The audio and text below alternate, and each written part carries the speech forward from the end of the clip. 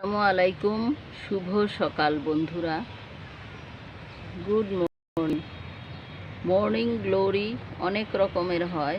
এখানে যে ছোট ছোট লাল ফুলগুলো দেখা যাচ্ছে এগুলো হচ্ছে মিনি মর্নিং গ্লোরি। এই ফুলগুলি অনেক ছোট ছোট কিন্তু সুন্দর। এখানে বীজ পড়ে চারা উঠেছে অন্যান্য গাছের ফাঁকে ফাঁকে, এটাকে দেখা যাচ্ছে।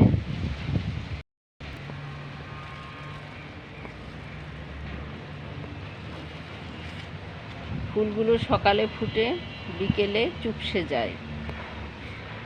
পাতা দেখাচ্ছি।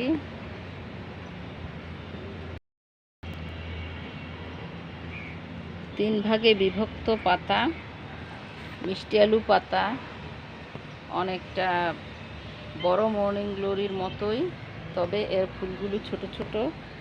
আর এখানে দেখাচ্ছি এই হলো বীজ, কচি সবুজ বীজ। যখন পেকে যাবে বীজগুলো,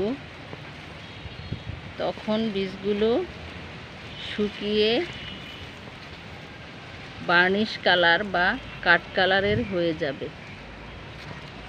দেখতেই পাচ্ছেন বীজ কিন্তু একটা ছড়ার মধ্যে বা একটা বোটার মধ্যে অনেকগুলো করে বীজ হয়।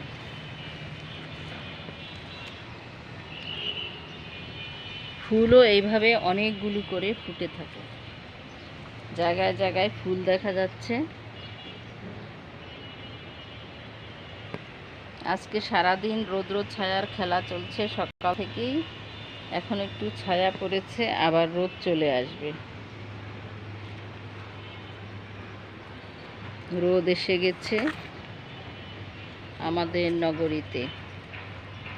আজই ধানের খেতে রৌদ্র ছায়ায় লুকোচুরির খেলার মতো আবার ছায়া পড়ে গেল।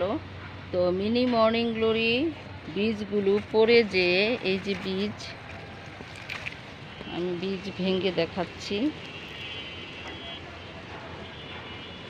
ছোট ছোট বীজ,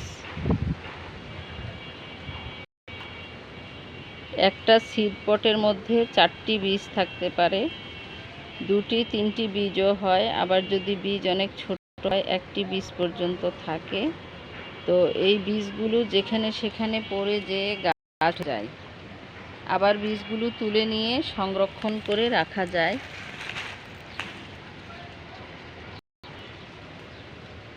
এই যে অনেক বীজ। আর ফুলগুলো যেহেতু ছোট কিন্তু লাল, সবুজ পাতার মাঝে লাল ফুলগুলো দেখতে।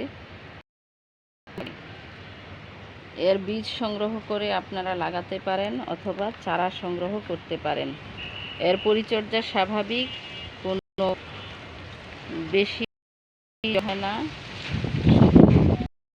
নিয়মিত পানি এবং জৈব সার সমৃদ্ধ মাটিতে গাছ লাগালেই গাছ অনেক হয়ে যায়। এটা বাগানের কিনারে বেড়ার মধ্যে লাগালে সুন্দর লাগে। এছাড়া বারান্দায় গ্রিলে লাগানো যায়। যেহেতু লতা জাতীয় উদ্ভিদ, ক্রমাগত এর লতা ছাড়তে থাকে আর ফুলও অনেক বেশি হতে থাকে। আপনারা যেখানেই থাকুন সুস্থ থাকুন, সৌন্দর্যের সাথে থাকুন, ফুল এবং গাছের সাথে থাকুন। আল্লাহ হাফেজ।